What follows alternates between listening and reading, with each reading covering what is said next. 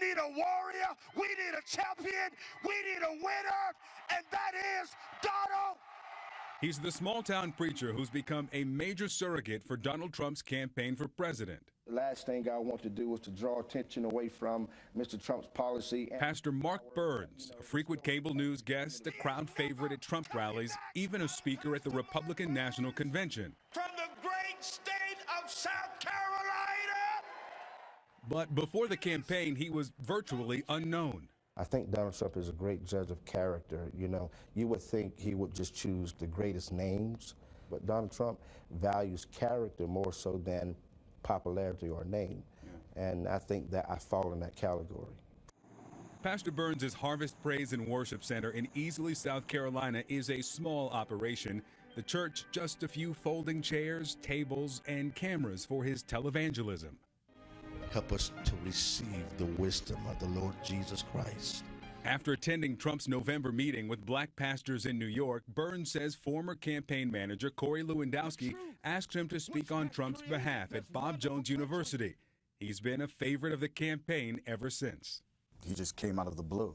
Virginia Beach Navy veteran Damon Davis says he's a Republican, but had never heard of the fiery Southern pastor. Neither had his friends. So they looked him up, and he had web pages up, and they saw one of the claims was that he was a member of Kappa Alpha Psi. Davis, who is a member of the predominantly African-American fraternity, says he first saw the claim in Pastor Burns' bio on his church's website. Davis says he captured this screen grab in July, just days after Burns spoke at the RNC. Then he started investigating. And what did you find? There is no person named Mark Burns, John Mark Burns, or any variation thereof in the fraternity ever. Davis says he contacted Pastor Burns. Soon after, Davis says the webpage disappeared. Well, CNN called Kappa headquarters too. They have no record of him. So when we sat down with Burns, we asked about that.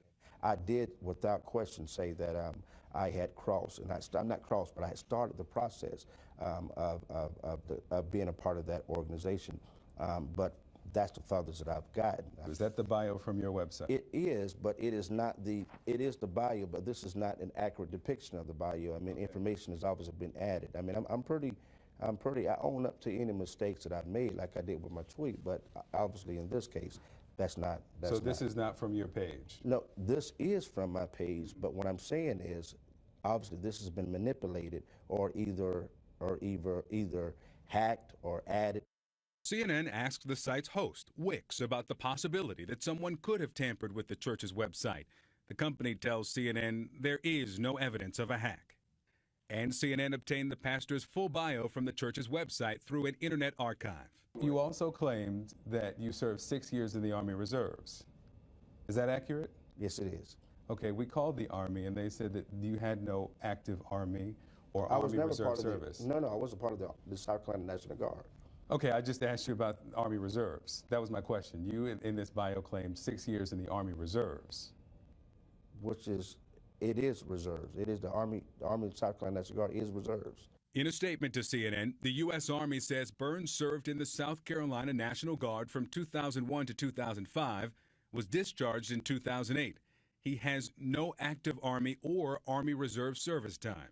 Did you attend North Greenville University? I did attend North Greenville University. Did you graduate from North Greenville University? No, I didn't complete the degree at North Greenville University. In fact, the university tells CNN he was here one semester. Again, the bio that's on your website claims that you earned a Bachelor of Science degree. Did you make that claim? I asked you just a moment ago as we were just opening up this, and first of all, I said that we were off the record. I didn't agree to that. Yeah, but I did. We're still rolling. I'm still asking you questions on the record.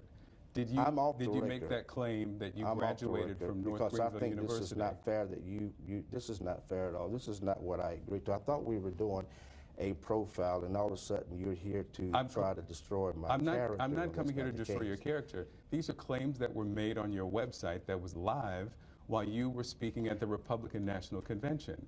My question is, are those claims accurate? I understand this is what media does, and I understand that when you find someone that is speaking out their heart and speaking out their desire to bring people together and to get past the political correctness of society, that the job of that of investigative journalism, or in this case, is to try to destroy the character of the individual so their voice is silenced. What I'm saying is this: in reference to my website, if there's inaccurate information on there that can easily be manipulated by other people, and it can be manipulated by hackers. People can do and say and do and create whatever they want to create. Again, the website's host says there is no evidence of a hack. I don't feel comfortable at all. This is not. You also claim to be studying at the Anderson Theological Seminary. Yes, I did. Currently working on his Master of Theology and Pastoral Leadership, according to the church's website. We called them, you're not enrolled there, and you enrolled in 2008 and never advanced. Right, but you know how old this is? This has been updated. I think there's an updated profile on me that's on the website. So is it old or is it tampered? These are old information. This is extremely old information. Seconds later. This is thank you so much. I really appreciate you coming. You just take this. Pastor Burns walked out, leaving us in his church.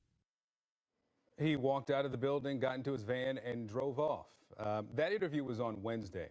Late yesterday, in response to our story, Pastor Mark Burns released this statement taking responsibility for those misstatements. As a young man, he writes, starting my church in Greenville, South Carolina, I overstated several details of my biography because I was worried I wouldn't be taken seriously as a new pastor.